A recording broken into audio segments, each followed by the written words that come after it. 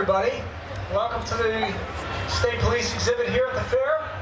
This is the Special Operations Response Team Rappelling demonstration. So, come on, let's hear it. Whoop it up. All right. Without further ado, folks, please help me introduce your host, Trooper Eric Osborne.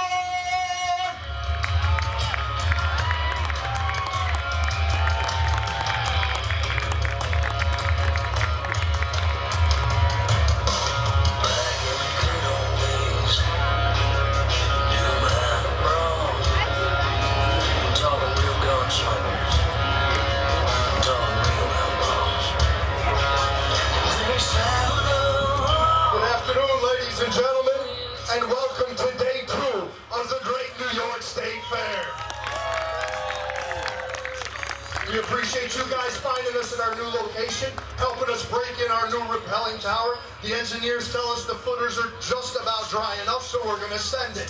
For those of you who might be a little apprehensive about this new spot, people naturally feel fear change, don't worry about it. This show is going to pretty much be word for word the same as it was last year. That's for you guys' comfort.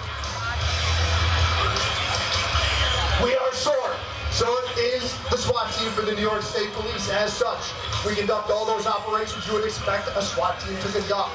High-risk felony warrants, drug raids, barricaded subjects, hostage situations, dignitary protection. However, we also perform a few tasks that you might not expect out of a SWAT team, such as search and rescue, specifically high-angle rappelling and rope work, which is what we're going to demonstrate here today. So without further ado, let's bring the guys down and introduce them.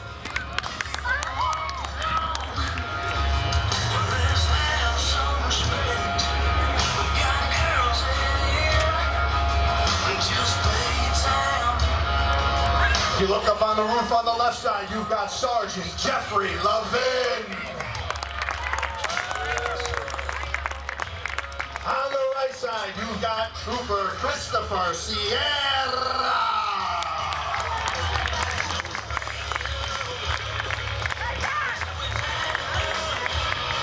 On the ropes, straight from Division Headquarters, you've got Sergeant Derek Surza.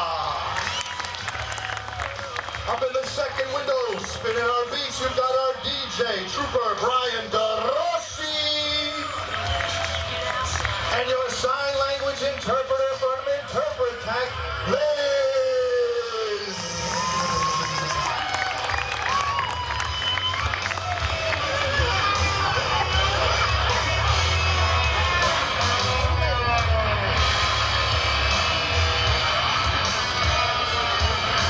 Up on the left side, you've got Trooper Joseph Morrow.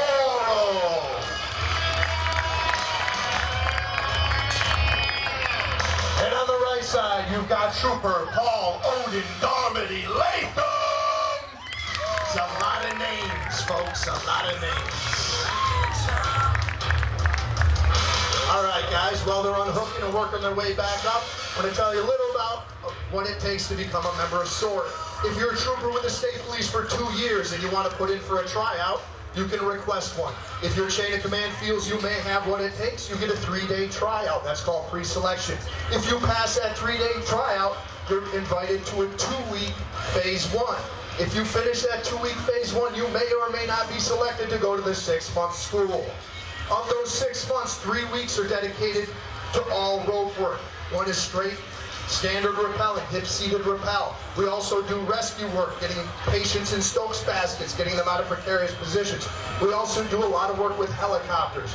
We do hoist work, we fast rope, and we rappel out of the choppers from heights of over 200 feet. To give you a little frame of reference, this tower is 60 feet, so it's a little over 3 times higher than that. Each guy that comes down, you're going to see on the front of their harness, they have what's called a figure 8. This is our descent device, how we control how we fall.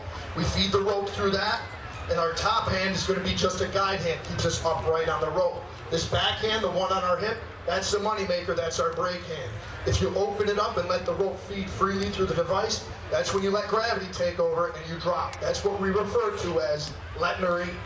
Once you go ahead and bring that down to your hip, that puts friction on the rope, slowing and eventually stopping you. Telling you is one thing, showing you something different. So we're going to have Jeff and Chris come down and demonstrate.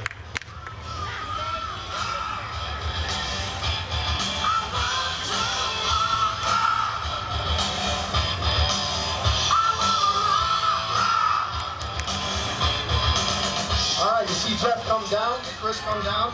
They're very smooth. They use that brake hand. They cut themselves on the rope. No problems. That's just how you want to do it. However, if you're coming down and you're really letting it eat, and this rope's been ridden a few times, you got a couple curls or loops in it, it can jump out of your hand. If you're driving down the thruway and you lose your brakes, that's a bad day on the road, right? If you're coming down here and you lose your brakes, that's a bad day on the ropes, correct? Not necessarily. That's why Sergeant Sirs is down here. He's not trying to be rude, giving you his back, showing you his ample defined lats and traps. He actually performs a very important role down here. As our senior-most member and our ropes guru, he has got the not-so-glamorous yet oh-so-important job of the layman or rope safety. If one of those guys is coming down, they lose that brake hand, all Derek's going to do is give direct pressure, putting friction on that guy's figure eight, slowing, and again, hopefully stopping him. But like I said, telling you is one thing, showing you something different. So what we're going to do is we're going to have one of these guys back up, take a few steps back. They're going to get a running start, and they're going to throw themselves off of the roof with no hands on the rope. They're going to come hurtling towards the earth at an incredible rate of speed, accelerating at 9.8 meters per second until at the very last moment Sergeant Sirs is going to use his cat-like reflexes and beastly strength to engage that belay, stopping that trooper mere inches from certain death or at least a sprained ankle. Ladies and gentlemen, you paid for your whole seat, but you're only going to need the edge. This part's going to be awesome. Thank you. Thank you. So, who's doing it? You guys are kidding me, right? You were supposed to discuss this ahead of time. Really? Come on. You know guys don't come here for 2 weeks of pizza free and sausage sandwiches without putting in some work. Somebody's got to jump. Yes, they got the puppies out. The puppies are around? They bring them out? Oh, hey, Chris. He's going. Oh, hey, Jeff. Thanks for volunteering. All right. So what we're going to do is I'm going to count 1, 2, 3. I'll ask you guys to count with me. And Jeff will go ahead and throw himself off, and Derek will catch it. What? Remember what happened last time? Last time Derek belayed you? Yeah, we all remember what happened last time. But he's apologized. You're back to work, and I can barely notice the lip. He's doing a great job. And besides, since you've been gone, his belay success rate has gone through the roof. 60% of the time, it works every time. You ready? What's going on? Hey, D, what are you doing? I know you tied it on the pole. You think that's going to hold him, you think? I don't know. Yeah, you're pretty good with knots, but I don't know about that one. What do you think? Maybe you could grab it? Maybe if you grab it? There we go. What's your belay success rate? I'll tell you what, tomorrow it'll either be 0 or 100. It will be a perfect belay success rate either way. What do you say, Jeff? We got some crowd interaction. You ready to go? No, he's still not down. Derek, he's high maintenance. A little bit of cold feet with this guy. Soft. That is the term. S-A-W-F-T, soft. All right. So now, Sirs is on board. Jeff, are you on board? Folks, let's give him a little bit of encouragement, okay? All right, I'm going to count him up to 3. Help me out, folks. 1, 2, 3.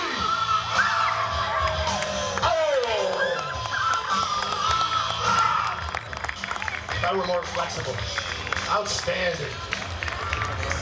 We got our shorts cut short a little bit yesterday. That's pretty good for day 2. Each day we try to get Jeff a little bit closer to the ground. Come back on Labor Day, he'll be about 8 inches shorter, covered in grass stains. Got a little divot dug out right there.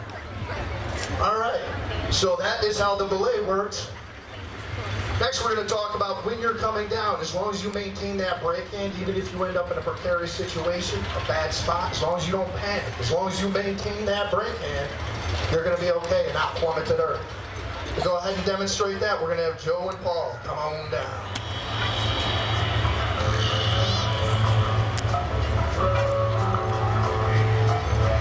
Again, they came down silky smooth in that standard seated hip rappel. Now they're going to go ahead and transition that brake hand from their right to their left hand. This is going to allow them to go ahead and invert. Now, even though they're upside down, as long as they maintain that brake hand, they're not going to plummet face first into our nice new sod down here. This is what we call the commando crawl. This is used for tactical environments when you want to see what's below you before your feet present. A lot of times people at this point would go ahead and ask us, wouldn't the bad guy see the ropes hanging from the window? They would if they were there, but in tactical situations, each operator rappels with a rope bag where the rope feeds directly out of. That way they do not hang below the frame of our body. Once these guys have worked their way south enough, and they feel they've seen all that they need to see, they can go ahead and right themselves, reassume that brake hand, and come on down. Ladies and gentlemen, the inverts.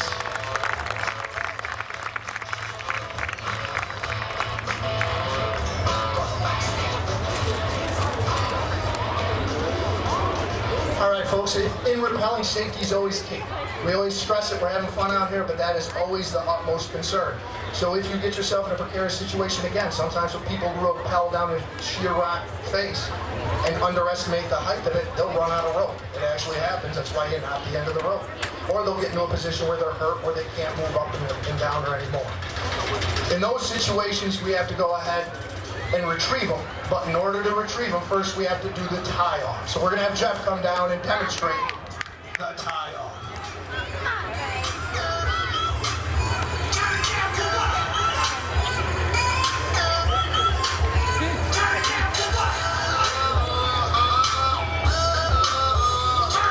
So Jeff's working his way down a sheer face, maybe in the high peaks, maybe somewhere in Ithaca because it is gorgeous. And once he gets to a spot where he feels comfortable, he's going to take that rope and wrap it around his descent device. Not once, not twice, but thrice. This is going to be the tie-off. After that, he doesn't need to maintain his brake hand. He can go hands-free, he can invert, he can literally and figuratively hang out. He can take his cell phone, snap a selfie, go ahead and post it to Instagram, do whatever he feels like doing. But say Jeff's hanging out up there, enjoying his time, but a rock kicks loose from up top and hits him in the head. Our rocks, where are rocks? Come forward with the rocks. Underneath the rope, hit the good sergeant in the head with the rocks. Hit the curveball, Rick. Give him the heater. Get right up close, guys, come on. Unless somebody's got cleats, then stay off the rope. Let it go! Oh, faulty water balloons. Oh, let's hear it for our rocks, guys. That tears it. Next week I'm getting lawn darts. More kinetic energy, more accuracy, a lot more drama. All right, so say the good sergeant had been knocked in the head, now he's knocked out cold. If he was a trooper, they just leave him there, and when he woke up, he'd get down, or he wouldn't, no big deal. But he's a sergeant. They got a lot of time and money invested in him. He's kind of a big deal. So if you look all the way at the top, we got our man Chris. He's going to come down, he's going to get hands on Jeff, and he's going to rescue him.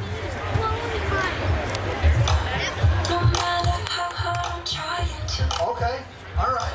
This is pretty aggressive. We pick our own music out here. Chris went with a bold choice. Bold choice of music for Chris. Good for you. Good. What? What's the matter, bro? You didn't pick that song? Are you sure? Sounds like you're jamming. Something different? Sorry, Brian. He's a little high maintenance. Our tactical diva. Why don't we spin something different? Shake the dust up. There we go. A little more macho. Come on. So Chris, now that we've created the right mood for him, he's going to come on down. As he comes down, you're going to notice that he does not have a figure 8 in front of his harness. He's got what's called a brake bar rack. That allows him to take more weight on his system. That weight, in this case, being Jeff. Once he gets to a position a little above Jeff, he's happy where he is. He's going to go ahead and perform a tie-off, lest he become a casualty and fall down. Once he's got it cocked off, he's going to reach into that cargo pocket and pull out a blue strap. That blue strap is called a pickoff strap, and it's designed for removing someone's weight from their line.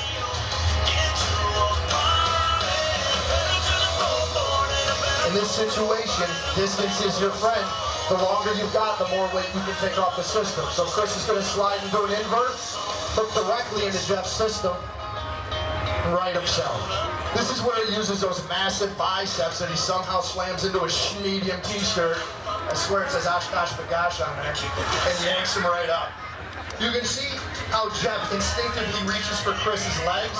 We are a very tight-knit team. At this point, we ask no photos be taken. Now he's got Chris all the way off his line. He's going to go ahead and remove and retain that hardware.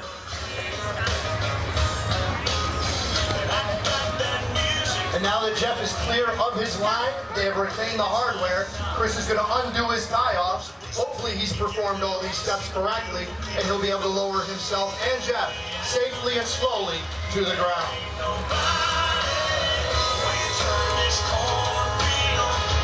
Ladies and gentlemen, the pickoff.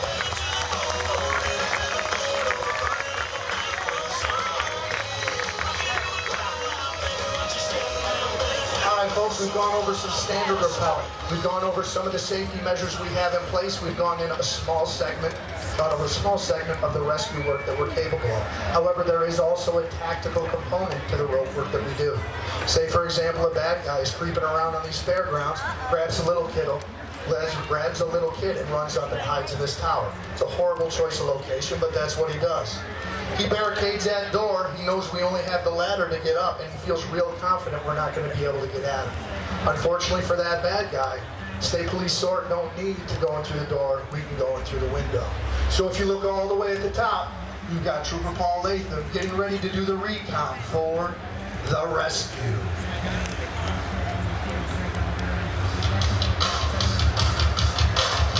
Paul comes down, he's very careful to land softly on that roof so as not to alert the bad guy. He transitions that brake hand and works his way directly into an invert. And now he's going to work his way down that commando crawl, getting eyes in those windows.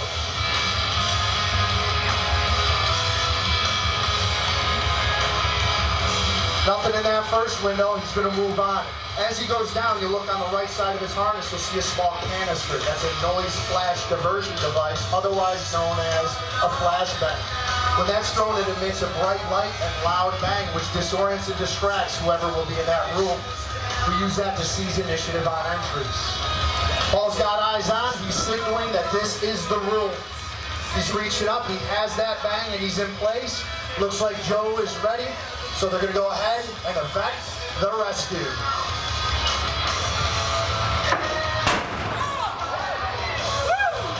Goes in the window. Oh, there's a tussle. Something's going on. I think the bad guy's got the upper hand on him. Oh, no. Oh, it's people's elbows he's dropping. Oh, out he comes. Oh, no. Please do not applaud that, please. Joe, that was a clear violation of New York State Police policy. No, the manual clearly states that you cannot throw a pedophile out of a second-story window. No, our rules and regs clearly state pedophile must be thrown from the third floor or higher. Second floor is not picked on. How's Timmy doing? Hey, Timmy's okay. Let's hear it for Timmy. He gets himself in a lot of trouble. All right, folks, you guys have been a great audience. This represents a nice break for us. We take a week or two to come out here, spend with you good people, enjoy, have some fun on the tower. But at the end of the day, it is a serious business we're involved in. If you look up on the roof there, we have 4 shield numbers. Those belong to Michael Strank, Ross Riley, David Brinkerhoff, and Joseph Longobardo. Those 4 men were operators on our team who gave their life in the line of duty. They made the ultimate sacrifice for the people of the state of New York, and we think it's those guys that deserve a real round of applause.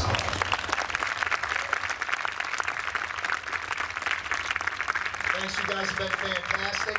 Feel free to come up afterwards. We've got stickers for the kids. We'll answer questions, pose for pictures, tasteful, of course. Make sure to hit the New York State Police Trooper Fund now. I don't know where they have the State Police swag. They might have moved it somewhere else. But either way, enjoy the rest of your day at the great New York State Fair.